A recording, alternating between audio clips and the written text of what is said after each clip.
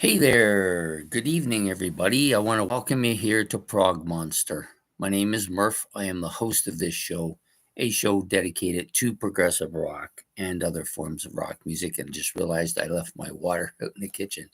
Well, let's hope I can survive without it. Um, anyway, so tonight we're doing a kind of new kind of idea I had, which was to talk about some of the lesser known prog bands. I'm going to do three of them tonight. I picked these three bands out because I think they have a few things in common. First, they all came out relatively around the same time period, early 70s. Second thing is they all have a little bit of odd stuff to their music, stuff that's not really mainstream music or even mainstream prog for that matter. They all have a little bit of that classical bit into their music as well. And none of these bands really achieved anything close to commercial success at all. Each of them has had half a dozen to a dozen albums. Most of them, for their main period of their history, released about 4 or 5 albums. And then they were maybe inactive for a while before they came back. Almost all of them have come back at one point or another to reform, and that's not uncommon. A lot in this past decade or so, a lot of these bands from the early 70s, people have been looking and just basically dying for some of this progressive stuff that never really got viewed by mainstream at all. And because there was no internet back then, a lot of this stuff went kind of under the radar and never got followed. But a lot of people, now that the internet is a big player in music, have been able to go back and find some of this stuff.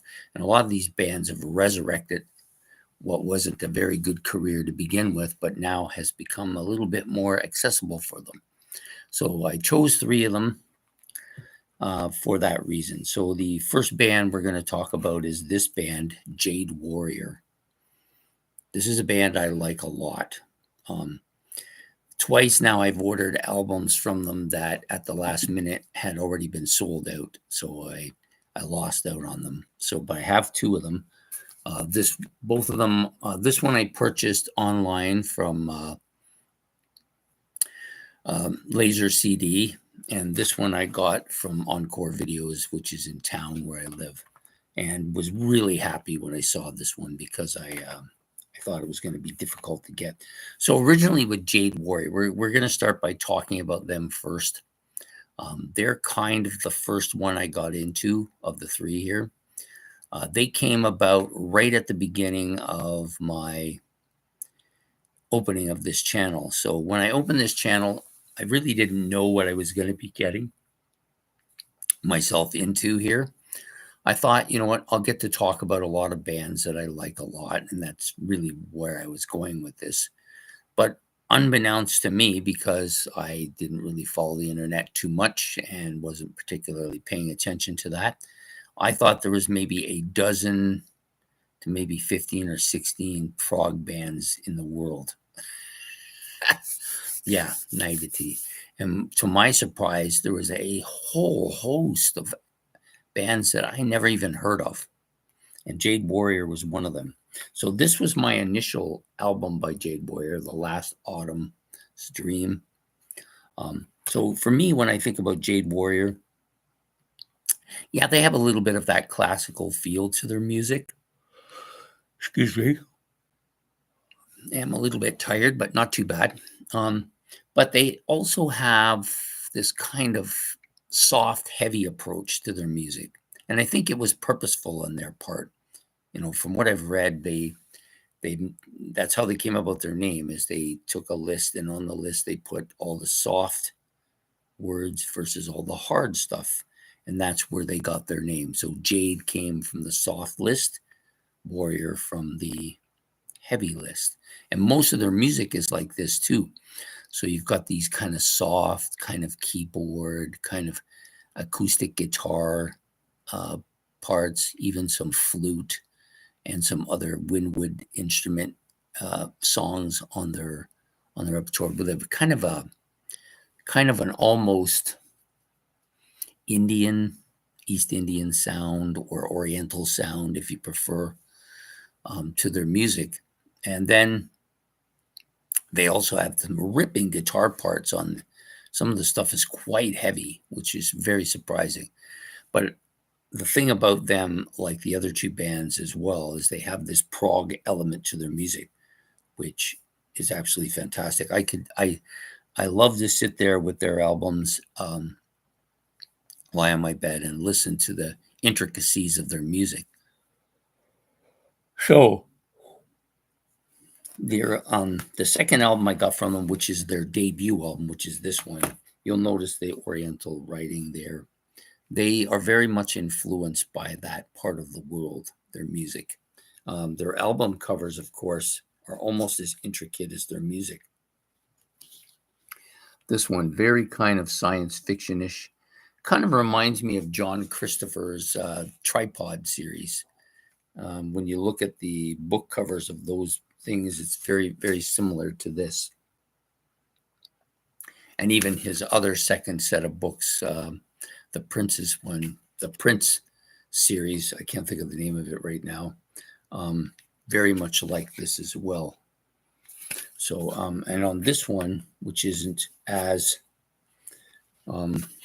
science fiction-ish, but very kind of Indian-ish, or very Eastern Europe, Eastern Asian, right? Real kind of feel to it. So this one I've become very familiar with because I've had it in my playlist and listened to it for a lengthy time. This one is waiting its turn in my playlist now. So we're going to do these a little bit chronologically with Jade Worrier. So their first album, which is this one, I believe came out in 72, if I'm not mistaken. I'm just going to call up their discography here.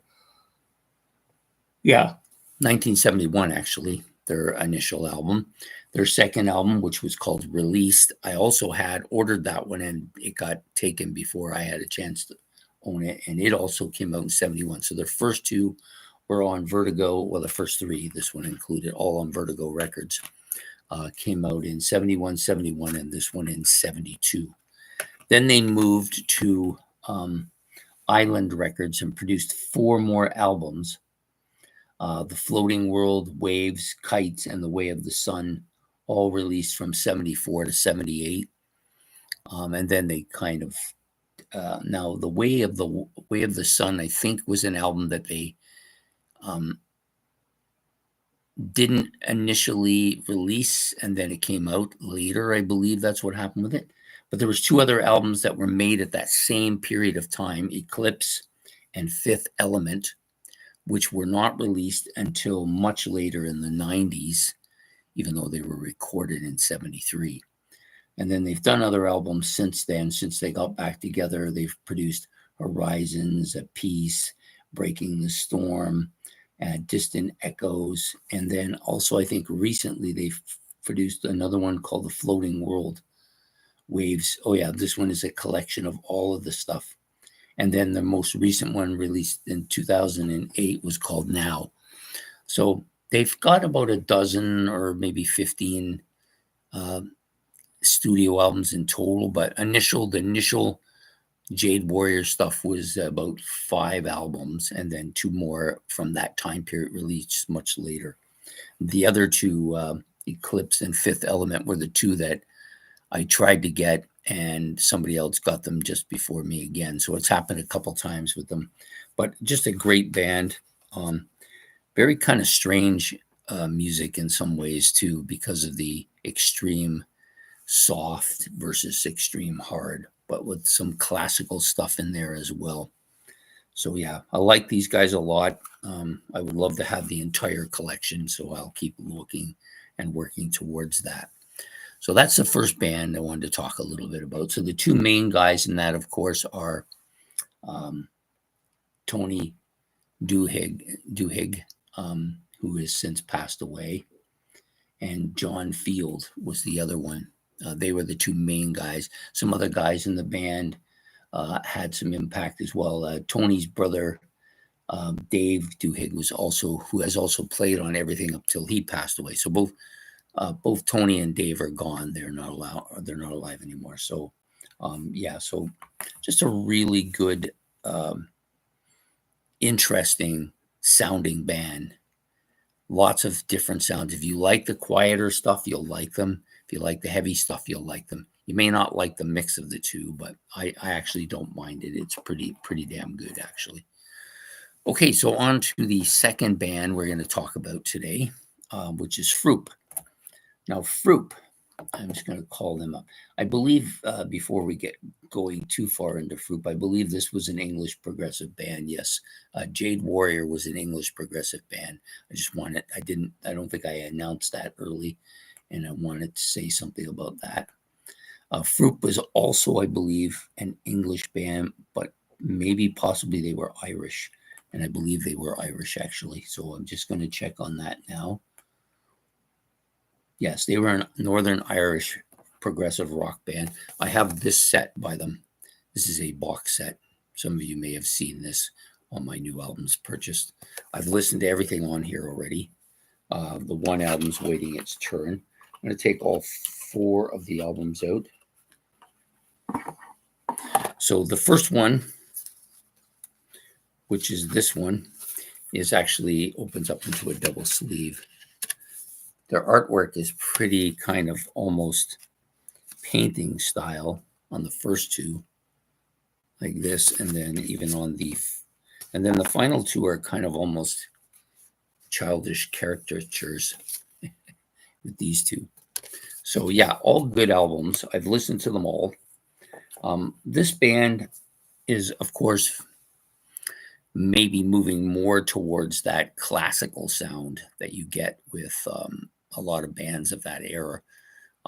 Have a very kind of classical, almost medieval sound to some of their music, but also very heavy at times as well, and very progressive. Probably more progressive than Jade Worrier, but I wouldn't say that they dominated either. I do like their art quite a bit. So this band,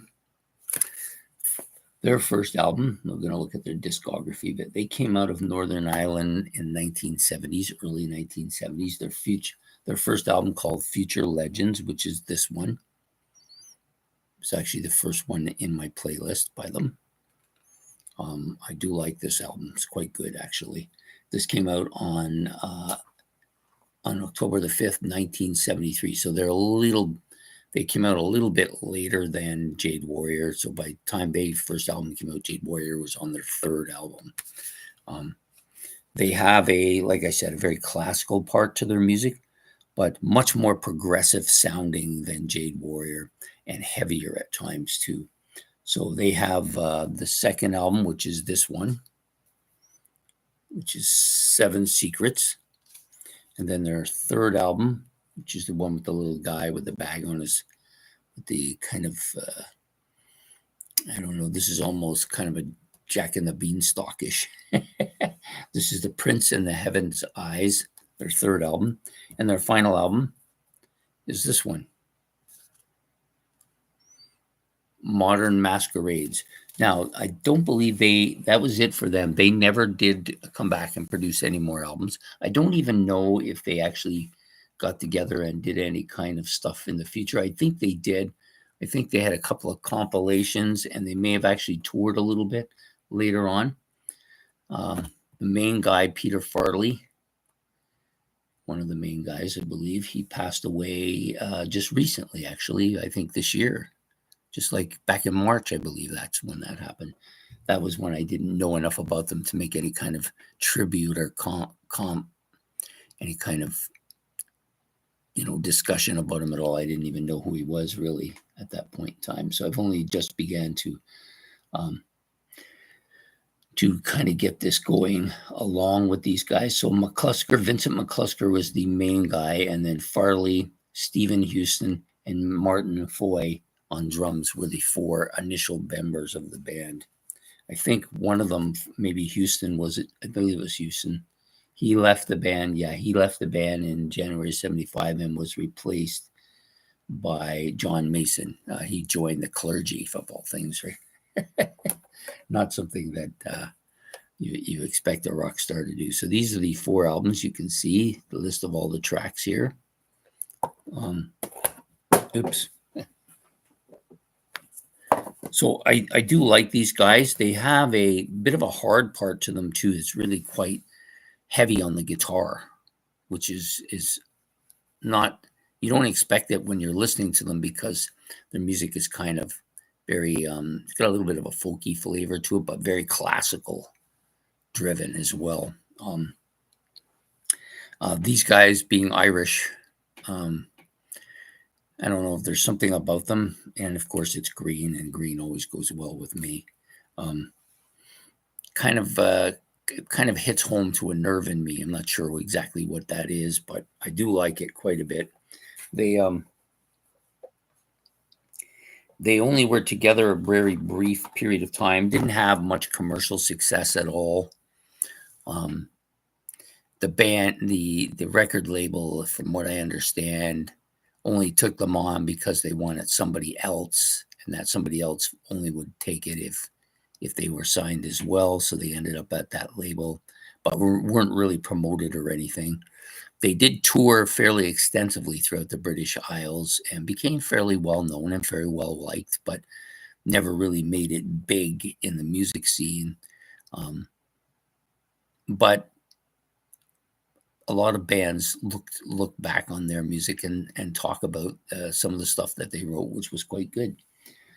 They've never actually, I believe they may have now done a live album, but they originally had taped some stuff for making a live album and lost it in a fire. And so they never actually put out anything live, which is unfortunate because I suspected it would be quite good. So the reason that they folded, well, basically they didn't have a great deal of sales. The music wasn't particularly commercial sounding, although some of the stuff's quite good. But they came up against, because they came out a little bit later than the other 2 bands, so the 73.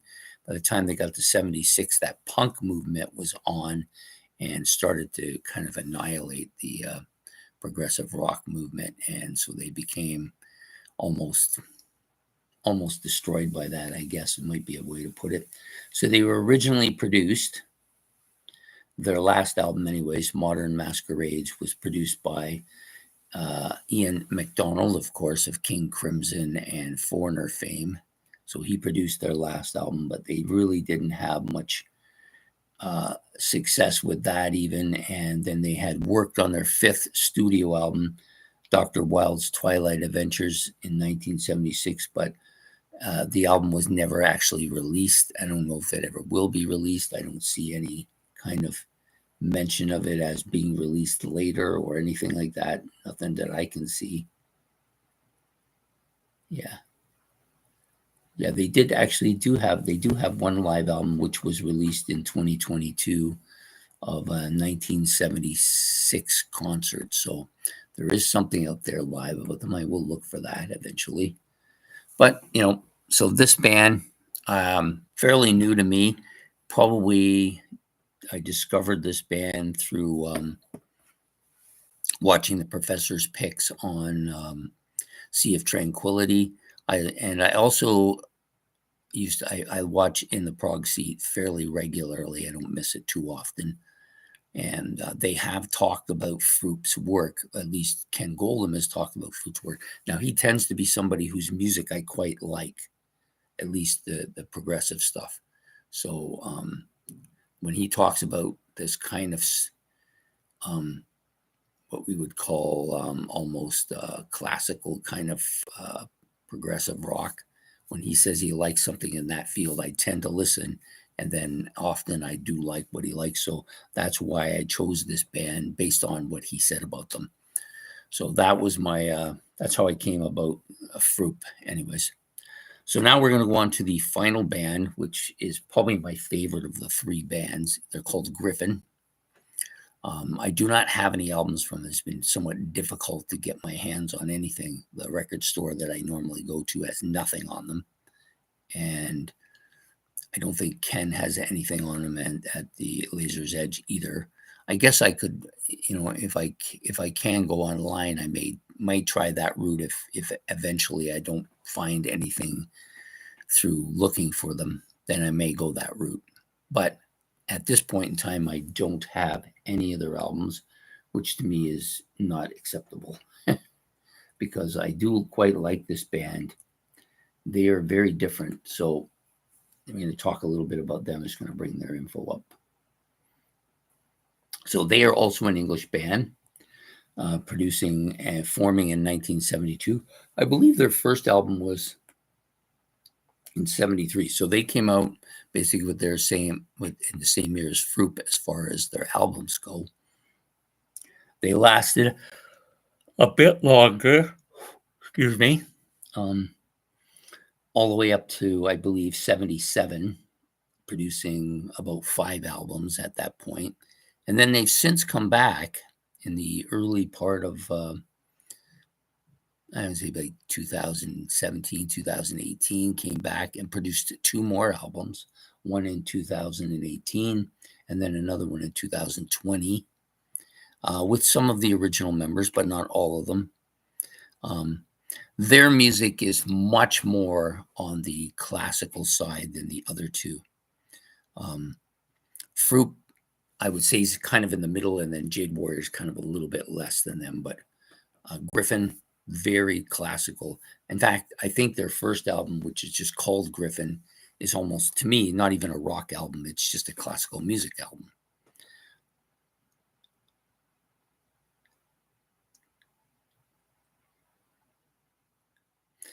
Yeah, I don't. It's difficult to find their music. I think the main reason their music is difficult to find, Gryphon, is because it's not mainstream at all. It's very, some people would almost call it boring. I don't find them boring at all, but a lot of people may find them. They're not particularly progressive. They do have some albums in their category in their discography that are quite progressive, but their earliest stuff not so much. And I think that's part of the reason why they didn't sell a lot of albums, so there's not going to be a lot of them available to be purchased, right? So, Gryphon. I came across Gryphon from watching Sea of Tranquility. Also came across them. There was somebody else talking about them, and I can't remember who it was. But basically, the conversation was they were talking about Gryphon and their discography, and I thought, well, I don't know much about these guys. They did suggest that they had toured with Jethro Tull, so I thought there might be some similarity. Jethro Tull also talked about how they wanted to give them a chance because they thought that they were very good and just weren't getting their due, right? Yeah, so overall, their first album, like I said, not particularly, well, actually, you wouldn't call this a rock album at all. It's very kind of medieval sounding, classical music. I wouldn't even call it a rock album. Their second album, Midnight Mushrumps, is a much better album, much closer to what I would like. This sounds a lot more like what you would expect a Jethro Tull band to sound like. They have a lot of classical feel to it. There's a little bit of that folky feel to the music, but there's also a progressive element to their music on that second album. I do like this second album quite a bit. The other thing about their second album, it's got a very bit of a psychedelic feel to it as well, which is one of the things that drew me to it. But it's the third album, and actually now that we're getting to the third album, the Red Queen to Gryphon, the Red Queen to Gryphon 3. This album was given to me by Ben on one of our album challenges, and that kind of motivated me to go look into them, and then I got it on Sea of Tranquility. But this album is quite good. It's a strong album, much more progressive than the predecessors, much more rock-like oriented. Only has 4 tracks. All 4 of them are great. And I found that I wasn't expecting much from this album when I did the album battle that he had given me, but it won several rounds. I think it got down to the final 4 albums, if I believe. I don't think it won, but it was closely there. That's what kind of set me off in the Gryphon direction. This is a band with multiple talented instrumentation. Lots of different stuff on here, stuff that you normally wouldn't see on a rock album. Flugelhorn and uh, bassoon and a few things that you just don't see normally on a rock album they play. So their fourth album, Rain Dance, much more progressive. I think probably the most progressive of their albums. There's not as nearly as much classical stuff on this as there was on the predecessors. But I still think the Red Queen to Gryphon 3 is still their best album. And then Treason, which was kind of their last album of that time period, kind of waning at this point in time. A good album, a little bit on the heavier side too for them, but not, definitely not a band that they kind of came along, but really didn't get a break, even though they toured with Jethro Tull. They did actually do, strange as this might seem, I believe it was this one. It was either them or Fruupp, one of the two, played in as backups for Black Sabbath, and the Black Sabbath fans were none too kind to them and left them kind of. Actually, I'm mixing that up with a totally different story, so we'll just forget that. Because I was reading something else this afternoon. I'm mixing that up with it. That was actually Gentle Giant that kind of took the hits from the Black Sabbath fans. But this band, they just didn't get the notoriety that they probably should have gotten. They did play with Jethro Tull in concert, like I said, and towards the end, they also played with Yes as well. And in the Yes, when touring with Yes, they actually would come on stage with Yes towards the end of the concert and play together. So that was kind of a big thing for them. So they were fairly well liked by other musicians as well. They did release 2 more albums very much later when they got back together. It was almost 31 years. They released an album after 31 years of no albums. And then right after that, maybe a couple of years later, released another one. So they had 2. I don't think they've had any since then. That was just prior to COVID. So yeah. Rain Dance, if you're asking, Rain Dance is from 75. So their first 5 albums went from 73 to 77. And then their final 2 albums, 2018, and then another one in 2020, which were Reinvention and Get Out of My Father's Car, which was the last album. Kind of strange. They had some strange songs in their repertoire. I think there was more than just the Mushrumps, was a little bit more than just the Mushrumps. Yeah, so a very good band. This is a band that perhaps, given a different set of circumstances, maybe had come out a little bit earlier. Maybe had started up, maybe produced their first album in 71 and then went forward. They could have been I'm not saying they would have been a superstar level 1 band, but they could have been in the same league with Gentle Giant or Eloy or one of those bands. Definitely, I think they have the abilities there. They're very good instrumentally, and they play a multitude of instruments, much more than you get in a lot of bands. And like I said, a couple of instruments like the oboe and the flugelhorn that you don't normally hear in rock music. There was some flute and some woodwind instruments. I don't believe they used the trumpet or the saxophone, though. I don't recall that. They may have. I just don't remember that. But yeah, so that as they went along, they started out very classical and medieval. And then as they went along, they became more progressive and more progressive. Once they got into touring with Yes, they became very progressive and started cutting out some of these other instruments and only playing those progressive instruments that would further their career, I guess, is the way you might want to look at it. I do like their first 4 albums quite a bit. But the second, third, and fourth albums are probably my favorite from them. Definitely the third one, Red Queen to Gryphon 3, is absolutely a killer album. I rank that up there with a lot of contemporarily great albums as being one of the best. I definitely would love to have it. I've looked for it. I've seen it online a few times, but mostly people want too much for it and not much for ordering through Amazon, as I've already said. So those are the three groups I decided to pick on tonight.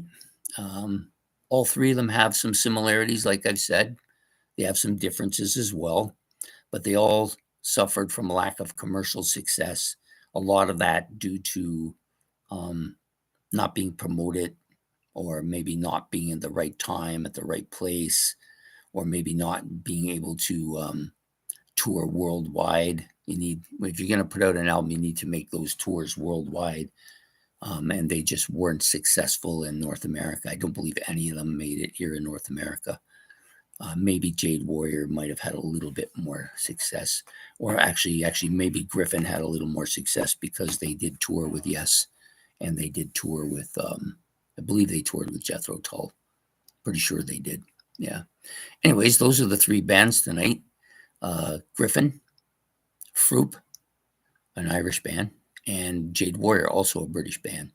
Jade Worrier being the older of the three bands and probably the heavier of the three bands on their heavy side, and maybe the more mellow of the three bands on their mellow side. So absolutely great albums, all three of them, all three bands, great. Can't say enough about them. I enjoy them a lot. And I'm thinking about doing a second episode of this with three other bands. So just trying to see if this generates any interest from people to talk about. You get tired of talking about all of the well-known, commercially successful prog bands like Yes and Genesis and Rush and ELP, and even some of the secondary bands like Gentle Giant, King Crimson, Eloy, Nectar, those type of bands. And now I want to talk about a little bit of the lesser known bands who don't get as much attention, who I think are almost as good or better in some cases than some of those bands.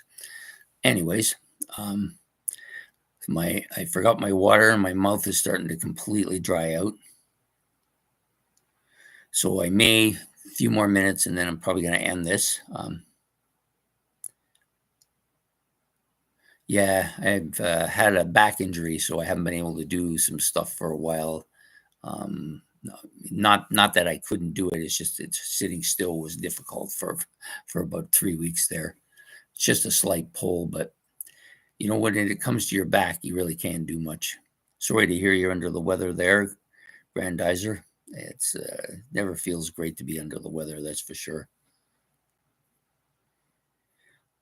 I like the first track on the Red Queen to Gryphon 3, and I'll tell you what it is. Just give me a second. Yeah, it's not going to give it to me. Look at that, eh? Not going to give it to me. That's the problem when you get bands like this who aren't that well known. They don't give you much history on them or their albums. Let's see what we can get here. I'm going to look it up, though. We'll try a different way.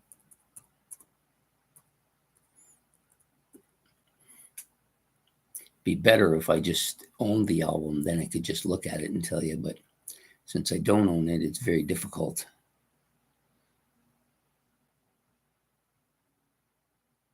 What is this? Oh, I didn't realize there was a band called Red Queen.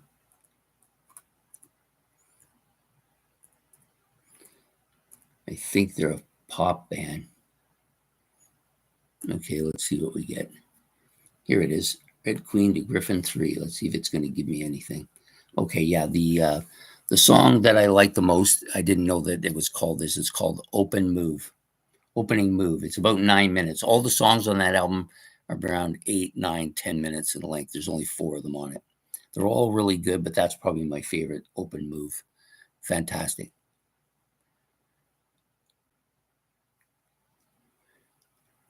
Yeah, I'm doing way better now. I did a 40K bike ride yesterday, so I guess I'm doing better. Tomorrow I'll probably do a 35K ride. I'm getting ready for my trip to Sarnia in a couple weeks. I'm going to be going down there for my holidays. I'm taking my bike, so that's probably going to be a 10-hour trip. Let's see if this old man can do it. I've done these trips before that are 10 hours long, but not since I was in my 20s. So I'm hoping my bike's ready for it because I got it fixed up. It's in good condition. Took it out, did 40 Ks yesterday. See if I can do another 40 tomorrow, maybe another 40 next weekend, and see if I can get myself ready for this lengthy haul to Sarnia, which is 190 kilometers away. So that's going to take a bit of time to do. But I like driving the bike, and I like anything that kind of taxes me physically. Anyways, I think that's going to be the end of this tonight. I hope that people found something of interest here with these three bands. I highly recommend you give each of them a listen. If you're not into classical prog rock, though, probably wouldn't be worth your time to do it. So these are basically what I would call classical prog rock bands. So if you like that kind of stuff, you'll probably like all three of them, to be honest with you. So anyways, I hope to see you all again next week. We're going to be doing this on Sundays now. And what I'm going to do is I waited till this week for my this week episode to set this up. But I think this week coming, I'm going to set this one up early so that people are aware of it. And I didn't really get a chance to do that this week because it was my first time doing it on a Sunday night. I think it's better for me. Even though you probably wouldn't know that from my yawn. I'm not nearly as tired on the Sunday as I usually am on a Friday night. Yeah, we'll keep on rocking in the free world. Anyways, I hope to see you all maybe Wednesday night. I'm going to be doing my 25 albums that were the launching of my 25 favorite bands. So I'm going to have my 25 favorite bands and the album that I got into first by each of them. That's what we're going to be doing this week. Yes, horns are good. Take care. Have a good day. Have a good evening, and goodbye.